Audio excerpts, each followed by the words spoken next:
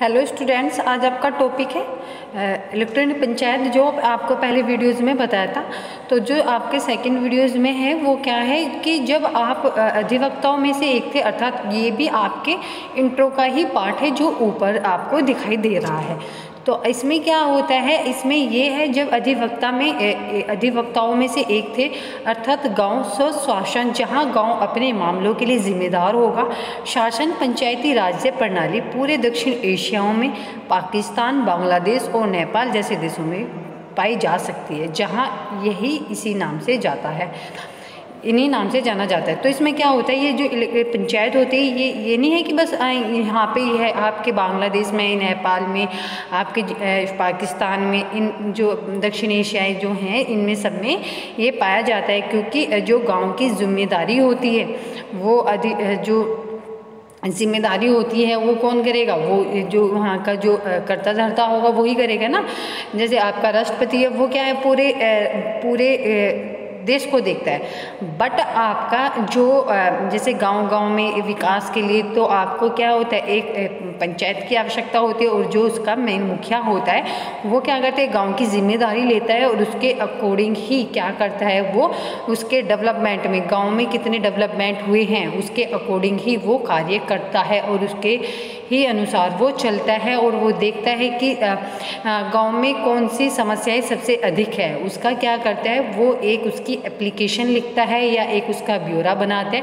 और जैसे कि आपके ब्लॉक होते हैं उनमें वो उसको देता है, और ये जैसे कि आपके वीडियो होते हैं उनको उनकी शिकायत देता है और उनकी सॉल्यूशन के बारे में बोलता है। तो उससे क्या होता है, आपका जो कम्युनिकेशन होता है, आपका जो योजनाएं होते हैं उसके ही थ्रू आती है, और वो क्या होता है, वो गवर्नमेंट को ब्यौरा देता है और प्रॉब्लम का सॉल्यूशन निकालता है और योजनाएं चलाई जाती है जिससे कि आपके गाँव का विकास किया जा सके, उसमें डेवलपमेंट होगा, उसके लिए रोजगार की आवश्यकता, ये सबको मद्देनजर रखते हुए ये सब ब्यौरा इकट्ठा किया जाता है और फिर उसको दिया जाता है। तो ये क्या होता है, आपका एक इफेक्ट होता है जब आप उसमें जब पंचायत में होते हो, तो आपका अधिकार होता है कि गांव की सुरक्षा करना, उसके डेवलपमेंट में आपका हाथ होना, या आपके उसमें जो भी विकास किए जाते हैं उसमें आपका भागीदारी होनी,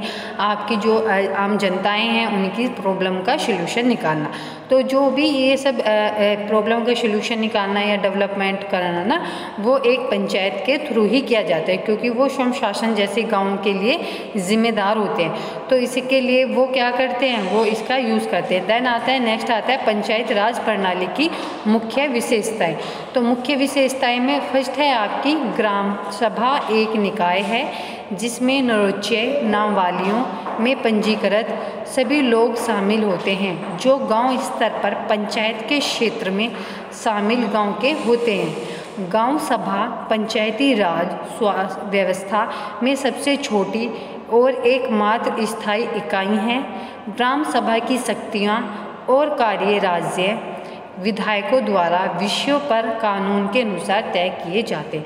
मतलब कहने का क्या है, इसमें जो समाज सभा होती है, आपकी ग्राम सभा होती है, वो भी एक निकाय होती है, उनका भी एक रोल होता है। उसमें जो निर्वोच्च नाम वाली पंजीकृत लोग शामिल किए, मतलब उसमें एक तरह की आपने देखा होगा कि आप उसमें नाम दिए जाते हैं कि कौन कौन व्यक्ति उसमें भागीदार है, तो उसके अकॉर्डिंग क्या किया जाता है, उनका पंजीकृत किया जाता है और उन सभी लोगों को शामिल किया जाता है जिनके नाम उसमें लिस्ट में होते हैं। और जो फिर वो गांव का विलेज जो लेवल होता है उसके उसके अकॉर्डिंग जो आपका विलेज लेवल होता है, गांव का स्तर होता है, उस पर पंचायत के जो क्षेत्र होते हैं उसमें शामिल गांव होते हैं कि क्षेत्र में कितने गांव शामिल होते हैं। जैसे कि एक ही पूरा एक गांव बहुत बड़ा होता है तो एक गांव होता है, अदरवाइज जो छोटे छोटे दो गांव भी उसमें आप जोड़ सकते हैं।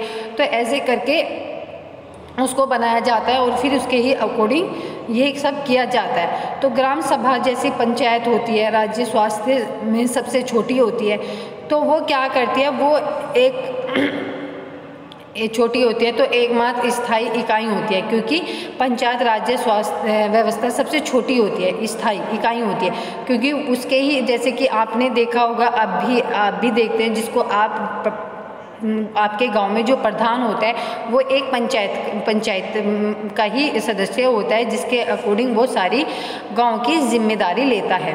तो उसमें क्या होता है, उसके पास सभी शक्तियाँ होती हैं, मतलब जो उसके पास सभी सोर्सेज होती है जिसके अकॉर्डिंग वो कार्य राज्य विधायक द्वारा उसके जो सब्जेक्टिव्स होते हैं उस पर वो कानूनी अधिकार तय करता है। ये सब जो आपके गाँव के जो प्रधान होते हैं उसके थ्रू किया जाता है। देन आता है आपका नेक्स्ट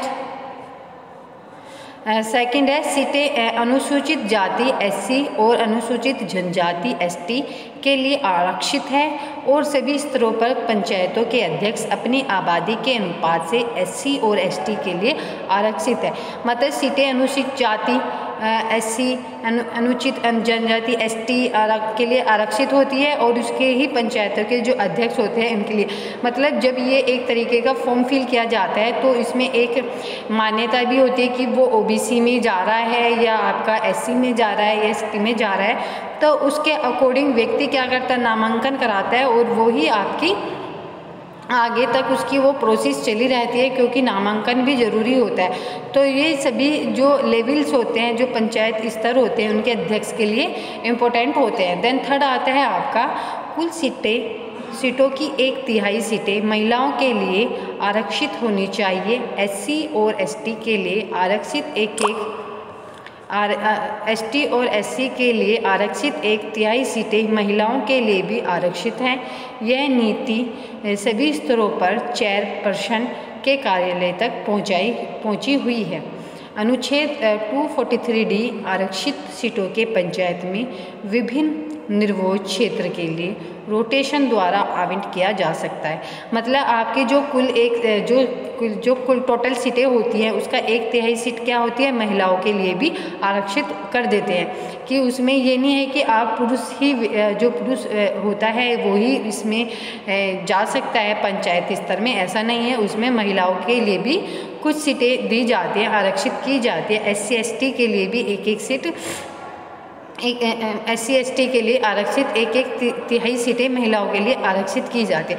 मतलब जो ये सीटें हैं, टोटल सीटें कुछ जो भी 1/3 है, अलग अलग OBC SC जो भी आपकी कैटेगरी ST, ये सबकी कैटेगरी में 1/3 महिलाओं के लिए भी वो क्या करते हैं, सीटें को आरक्षित रखते हैं और उसी ही के थ्रू क्या करते हैं, नीति जो होती है वो लेवल स्तर कार्यालय तक फैलाई जाती है कि महिलाओं के लिए भी है। जो अनुच्छेद आपका जो आर्टिकल एक्ट होता है वो 243D के अकॉर्डिंग जो आपके आरक्षित सीटें होती हैं पंचायत विभिन्न के निर्वाचन क्षेत्र के लिए रोटेशन, मतलब जो पंचायत के लिए रोटेशन में स्टार्ट होता है या नामांकन के लिए जाता है, तो उनके लिए जो निर्वाचन क्षेत्र होते हैं तो अलग अलग क्षेत्र के लिए अलग अलग नामांकन किए जाते हैं और उसके थ्रू ही जो विभिन्न क्षेत्रों में इसका यूज़ किया जाता है। वैसे इसका भी फ़िलहाल बहुत अधिक उपयोग किया जा रहा है क्योंकि ये जो आरक्षित होते हैं ये सबसे ज़्यादा किए जाते हैं। देन आता है 4 आपका एक समान नीति है जिसमें प्रत्येक शब्द 5 वर्ष का होता है। कार्यालय समाप्त होने से पहले नए सिरे से चुनाव कराए जाने चाहिए। विघटन में स्थिति में 6 महीने के भीतर अनिवार्य रूप से चुनाव एक्ट 243E के अकॉर्डिंग करना चाहिए। मतलब जो एक समान नीति होती है, ये जो कार्यालय होते हैं मतलब ये 5 ईयर्स के लिए होता है। देन उसके 5 ईयर्स के बाद वो कार्यकाल समाप्त हो जाता है और नए सिरे से चुनाव होता है और नए सदस्य का चुनाव किया जाता है, नए सदस्य का नामांकन होता है। दोबारा से वही प्रोसीजर चलती रहती है। तो ये 6 महीने के अंदर जो चुनाव किए जाते हैं, जो एक्ट आपका होता है 243 के अकॉर्डिंग ये सब कराए जाते हैं और इसके ही अकॉर्डिंग आगे चला जाता है। 5th आता है आपका पंचायतों के पास आर्थिक विकास और सामाजिक न्याय के लिए योजना तैयार करने की जिम्मेदारी होती है क्योंकि यह कानून के अनुसार विषयों के संबंध में होता है जो 11वीं अनुसूची अनुच्छेद 243G में वर्णित विषयों के सहित पंचायत के विभिन्न स्तरों तक विस्तृत होता है। जो आपकी पंचायतें होती हैं, उसमें आपका जो आर्थिक विकास होता है, सामाजिक न्याय, उसके लिए योजना तैयार की जाती है और उसकी सारी जिम्मेदारी भी होती है, क्योंकि जो कानून होते हैं उसके अकॉर्डिंग जो सब्जेक्ट होते हैं उससे संबंधित होते हैं। और जो 11वीं अनुसूची होती है, अनुच्छेद 243G के अकॉर्डिंग ये वर्णित किया जाता है और इसके अकॉर्डिंग ही विभिन्न जो पंचायतें होते हैं, विभिन्न जो स्तर होते हैं उनको विस्तृत किया जाता है और उनके ही अकॉर्डिंग ये स्टार्ट किया जाता है। तो जो हमारी पंचायत होती है वो क्या करती है, वो हमारे जो गांव होते हैं, जो उसमें जो नामांकन करने वाले व्यक्ति होते हैं, वो हमारे जो गांव जो क्षेत्र होते हैं उसके डेवलपमेंट के लिए इनके लिए चुनाव किया जाता है।